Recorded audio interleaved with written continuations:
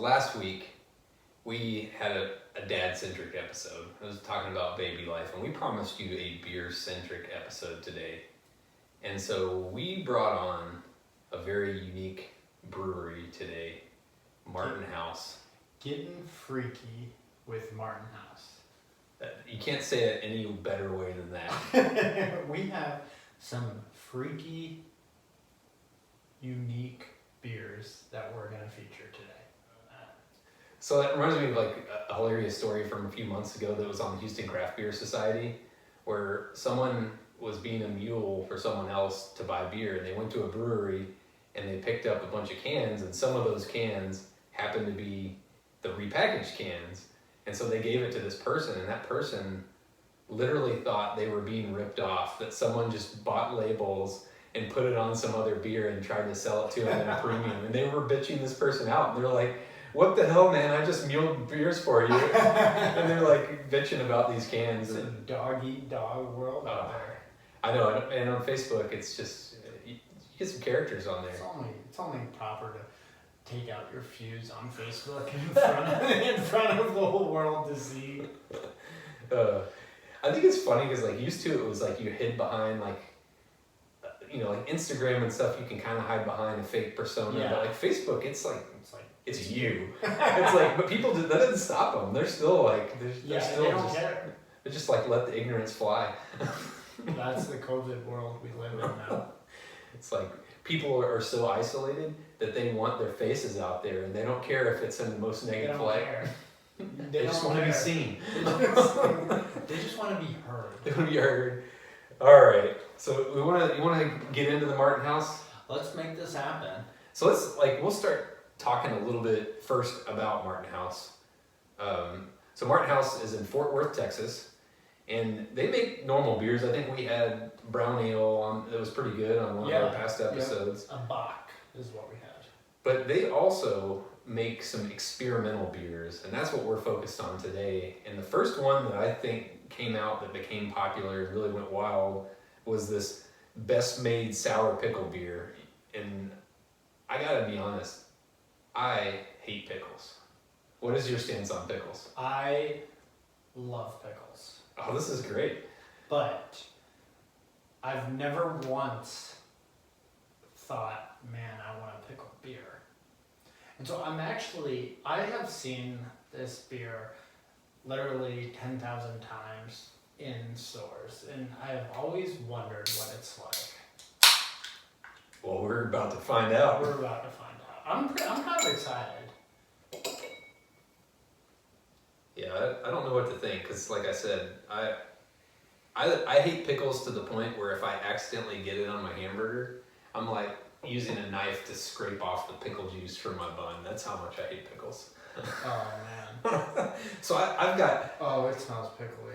I've got very low expectations for this one, and nothing against Martin House, but really just everything against pickles.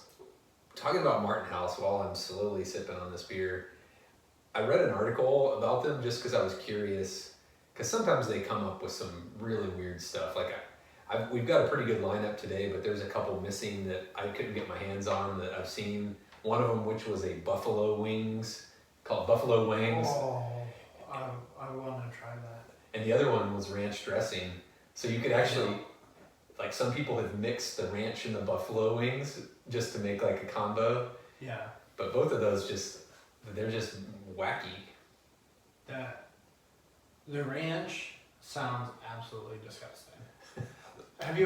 Did you look up the Untapped ratings on that? No, I didn't, but maybe we should on the show. Yeah. Maybe that should be towards the end, we start looking at what some of their beers are rated. Yeah, that would be interesting. So I looked at this article because I was like, why are they making these beers? Like, what are they trying to prove? And like, I thought it was a gimmicky thing to get a bunch of sales, but the more I read about it, you know how like during COVID we started a podcast because we needed some shit to do. This was like their COVID out. They have a bunch of small batch stuff that they were making, and they're like, let's just experiment. And so I just imagine these dudes just like, dudes and gals just like brewing the shit and hey, well, I imagine them smoking a lot of weed while they're doing this, just naturally. But they're like, hey, dude, let's make a beer that tastes like a pizza. And they even did an interview and they were like, okay, we don't care, we want people to tell us if this is the worst beer they've ever drank. Just be honest, like be brutally honest and be like, this beer sucks, make something different or make more of this. So I got a lot more respect for them when I read that, because you just never know what to think when you have a brewery that does this weird stuff. And the more I read it, I was like, oh, they sound pretty cool. Yeah, that's interesting. And this beer is interesting. It is. Like I said, I haven't drain poured it, but it's pickly.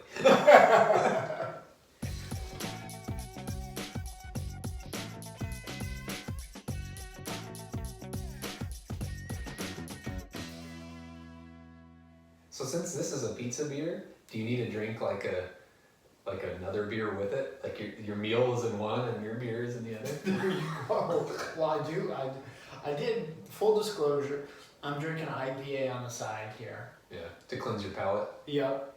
Phantom of the Bride by Belching Beaver. Dude, this is liquid pizza. I've never tasted anything like it. But it's not like the primo pizza that you go buy at the store. It's delicious. It is delicious, but it's like those old school like buffet pizza places you go to as a kid and you just eat a ton of, that's what it tastes like. It tastes like a Supreme pizza to me. Yeah? It's got a little spiciness to it. Yeah, like you can almost I can taste some vegetables. Yes, it's the pepper. You get like green peppers or bell peppers in there. I almost felt like I was getting a hint of olive. Man, that would be super complex if they could get an olive flavor out of this. So I just did the take a sip, follow with a drink of my IPA. Yeah. And it's perfect. It's a perfect combo.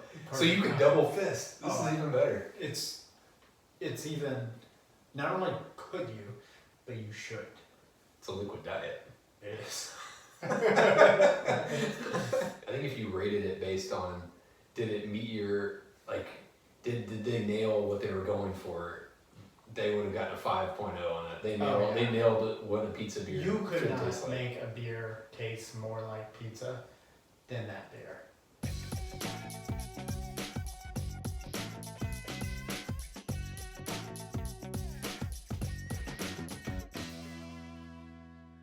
It is a dessert beer, and this one is Bananas Foster. Dessert beer with bananas, cinnamon, and rum flavoring, coming in at 6% ABV. And I don't know who this guy's supposed to be on there. Does he look familiar to you? I think that's Jesus. It's like if Jesus was a jolly chef.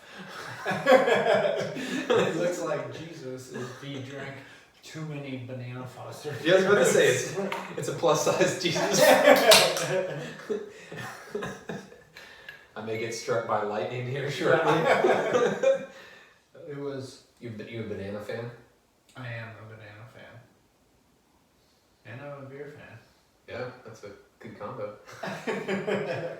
This is kind of interesting because we had the pickles for the appetizer, the pizza for dinner, and now we're moving on to dessert, which we ended up with 2 desserts, which you've got to introduce us on the final beer. Get that drum roll going. No problem with a second dessert. I feel like this last one, it was like saving the best for last, the one that my expectation that I would like the most. So tell us what we got. Puppy chow. Heck yeah, man. So we're looking at a stout with powdered sugar, chocolate, peanut butter, and Chex. So that's what's interesting, and Chex. So everything else I could see it kind of rolling together. Yeah. But is there a saltiness to this beer? Oh, that would be awesome.